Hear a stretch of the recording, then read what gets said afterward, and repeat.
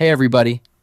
Today we're going to learn how to swap your audio output between headphones and speakers in Windows 11 without digging through the deep layers of the Settings app.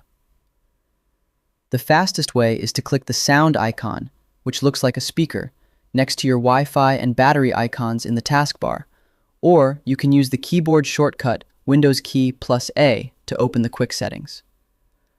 Look for the small arrow, the Select the Sound Output icon, situated to the right of your volume slider. Clicking this instantly opens a list of all connected devices. Simply select your headphones or speakers, and the audio will reroute immediately. Now, the classic way is by right-click the sound icon and select Sound Settings. Scroll to the bottom and click More Sound Settings. This opens the Legacy Control Panel menu that is still the most reliable way to manage hardware. You can set which output you want as the default. And that's it. Your audio control is now as fast as your workflow. I hope this helps with your current and future projects. Thank you for watching.